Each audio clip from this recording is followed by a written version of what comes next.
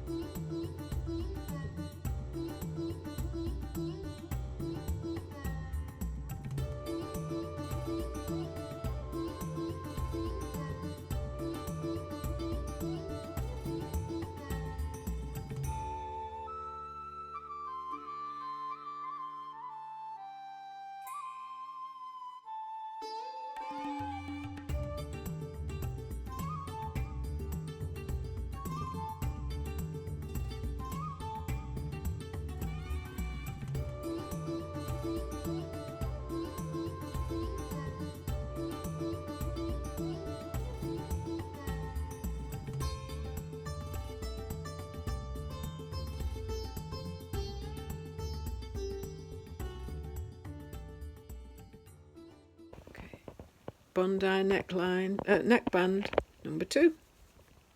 Wonderful, very pleased with that. And not very nice with my neck there, but there you go, lovely neckband. Today's sewing projects are to finish my sleeves for the Make Something Purple, add them to the purple t-shirt that I'm making, and that I've done another neckband on. So I've overlocked the sleeves, and they've got 2 rows of running stitch for doing the gathering. That one's the right way round now, right way out. They just need pressing. Tried it on, and I've got a baggy armhole towards the bottom. I've forgotten about that. That was on the pattern from the other one that I did. So I did pop a little dart in there from the arm side. So I'm going to do that again. It will be noticeable because this is plain fabric. It just faded away on the other one because it was so busy fabric. But it's just a quick fix because I just want to get this done, and I will wear it, but it is for the challenge, so I want to have something that acknowledges my mum, my dad, my Auntie Vicky and my 2 grandmas that ended up with dementia. So just going to pop the other one in. Before I use this pattern again, I need to adjust it at the armholes on the paper pattern so that I don't end up having to do this again. But it just takes away that excess. So that's what I've done so far. So I've just taken in just a very small amount at the top of the side seam into the bottom of the armhole on both sides, and that fits so much better now. So I've got to adjust the shape of the armhole now, and I always knock a little bit off the top because I've got a short area between my shoulder. I only have a narrow kind of shoulder, so I usually take off at least 1/2 inch on the edges. So I will be doing that. It makes it so much easier than messing about moving the sleeve head up to do it. It's the same thing, but I'd rather just chop it off. Okay. I also need to be careful not to use this seam as the top, the head of my, to match to the head of my sleeve, because this has now been brought down lower because of this dart. So that's why it's easier to fix it on the pattern first of all, and then everything remains even. But I just want to do this, and then I've got a finished article, and then I can start another one maybe. Along with the Bondi 22 t-shirt pack, you can, pattern, you can get the cuffs, I'm calling it cuffs for bishop sleeves, Bondi sleeve pack. It's a puffed sleeve pack, and there is also a flared sleeve pack. But now I've adapted this pattern to hopefully give a little bit of a cuff on the length of the sleeve that I've ended up with the fabric that I had for the purple t-shirt. So I don't know if that makes sense. I might spell it out again because it all sounds a bit muddled up. So now it's got kind of a 3/4 length sleeve with a deeper cuff on the bottom, and that's so that I can push it up so that it's just under my elbow, and I'm pleased with that. I'm leaving it for now, so I'm doing okay. Completed one of the makes. It looks very strange on here. It doesn't look very flattering at all, but it is now a 3/4 length sleeve Bondi t-shirt with a band on the bottom, but I put it really low down rather than shortening the t-shirt and putting the band on the bottom. I've put it at the bottom, and it's really quite nice, hugging on my lower hip, but I can also tuck it in if I want to. So I'll put that on and you'll be able to see what that looks like. So this is just a picture of the bag that I'm putting together, just So Purple to End ALZ, and it's just backed with fusible fleece on here, and I have done some blue cotton that I have decided to use for the lining, and I have block fused it with fusible interfacing in a kind of a firm category, just so that I may be able to sew some pockets on the inside and give it a bit of stability inside. So that's got to be cut. I found some purple, more of the purple cotton, and there should be enough length there for straps carrying handles. So that's that, and we're away at the moment, so I'll do that when I come back. Inspired by this bag that I've made, I thought I would make that other one. This one is not specifically purple, but I'm just looking at what bits of purple I've got left that I can make the bag with, and as you've seen, I've managed to do that and add it to the fusible fleece.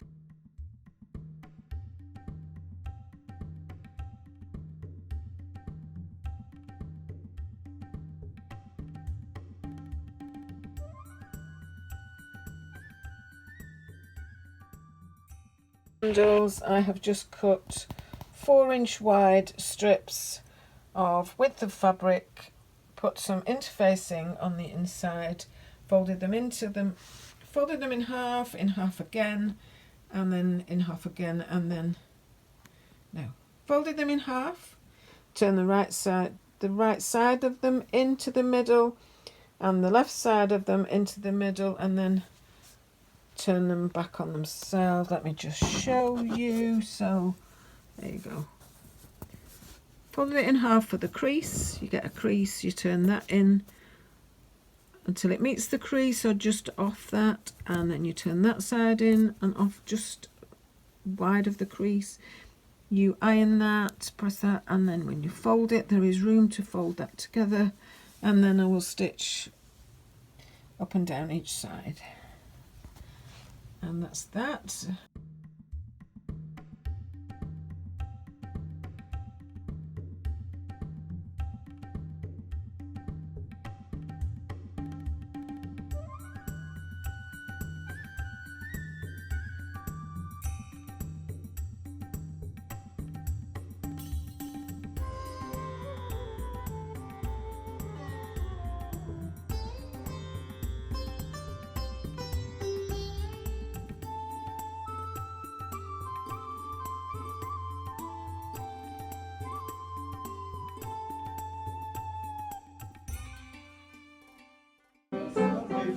Rabbit, run, run, run. Run, rabbit, run, rabbit, run, run, run. Bang, bang, bang, bang goes the farmer's gun.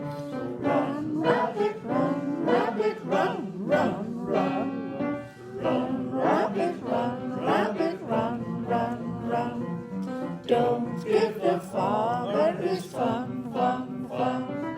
He'll get by without his rabbit pie.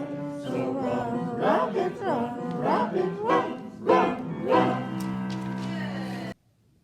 Good morning. Today is Sunday the 25th of September, and I've just come in my room to get sorted because I need to get more purple things made. Have decided now that I am going to make the top half, at least the bodice, of the Yasmin dress, the Sinclair Patterns Yasmin dress. I've just to sort out the pattern again, and I've got this pattern. I'm going to do it sleeveless, I think, and just put the normal skirt on it, I think, because I'd like to wear it over tops and kind of polar necks for the autumn. But here I had a baggy armhole. I'm going to work out how I fixed it with the dart. You can see I've kind of pinched it in, but I've got to measure accurately how much I actually took in from the dart, and then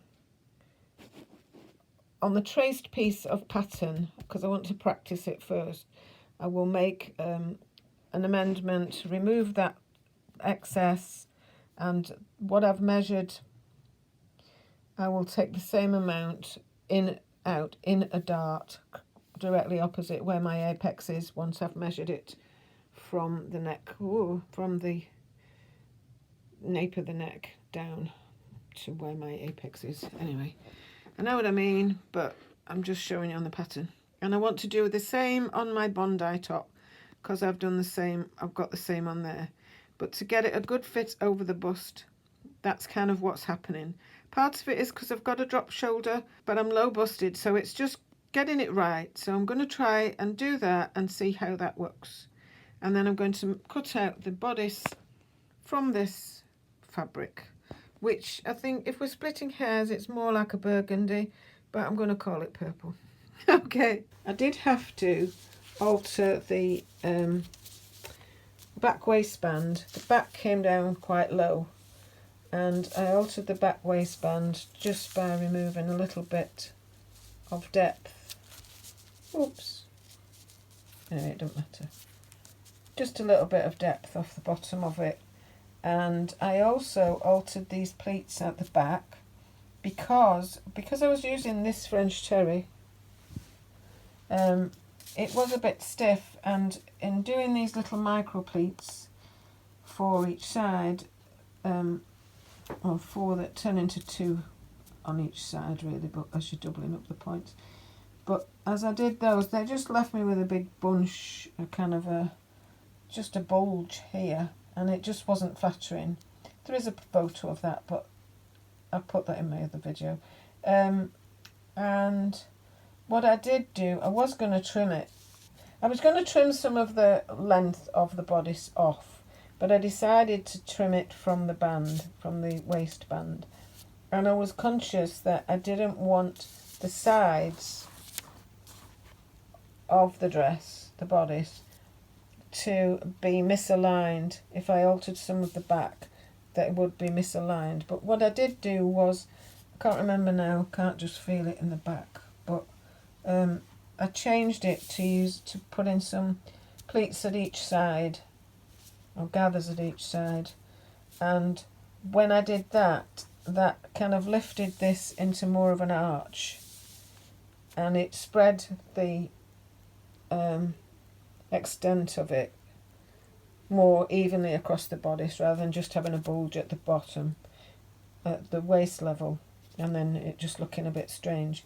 I've got this note on here that is upside down obviously, but it's to remind me that when I recut this, when I tried to alter the width of the back, I'd forgotten that I'd already reduced this to, I'd graded it, and then I'd changed my mind, and instead of just leaving this as it was, bringing it down to the next line up, and I'd cut off a full size plus this bit of grading. So really I only had a tiny, I just had a tiny seam here, less than 1/4 of an inch. In fact, it would have taken me through that notch and made a hole. So I had to fiddle about with it really, but I managed it.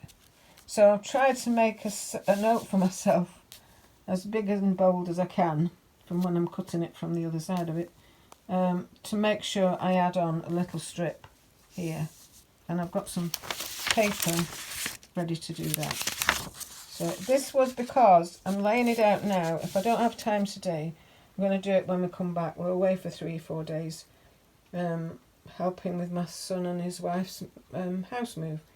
So I don't want my time to run out in getting these 3 items ready. And it's Wednesday the afternoon of the 28th of September, and I've not got as far on as I would have liked to have got on by now with my Yasmin dress, my 3rd purple make that I've started. So I'm just catching you up with what is going on. Put the waistband on. I've just basted on just to make sure it all fits with the little gathers, and that's so far. There is a lining to go on with that.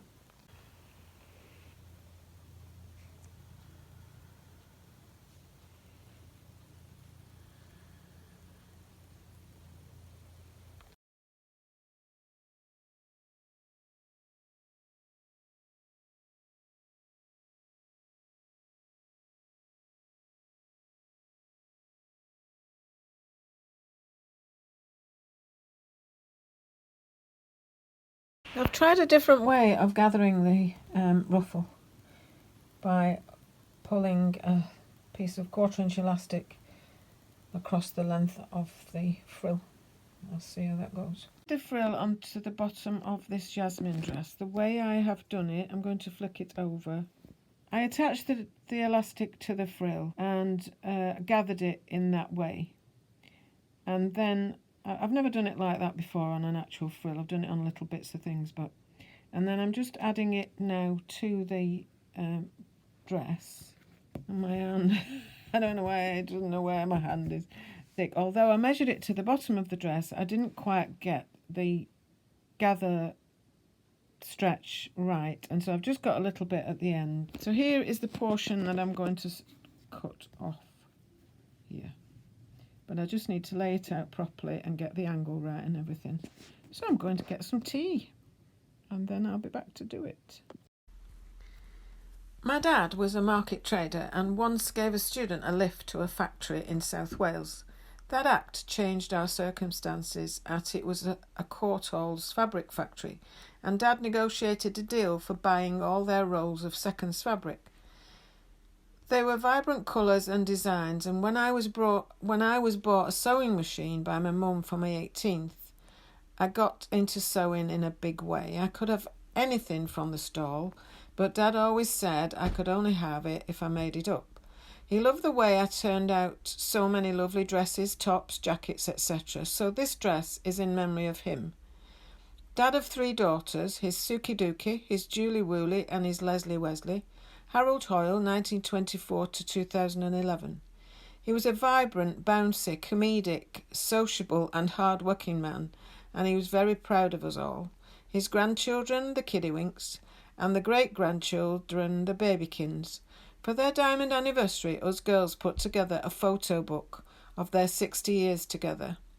In terms of living well with dementia, it was this book that kept him attached to us all and to his past. It was invaluable in hospital as we went through it with staff, and they got a good idea of who he was and how he'd lived. He could relate to it, to his past, his family, his hobbies. Please think about doing this now if you have someone you suspect may be heading into dementia. It was an immensely useful communication tool. I speak more about our journey through Alzheimer's with him in my YouTube video. It would be 31, I think. Much love to you all. Susan. So it appears it may not have been recording. So the frills on the bottom of the dress. I want your opinion on whether I'm going to put 5 white buttons on here. I've got my mum's bonkers necklace in honour of Marjorie and her bonkers earrings, and we did an amazing amount of raising awareness for Alzheimer's disease, Alzheimer's research, Alzheimer's helping people live well with dementia, and solidarity. The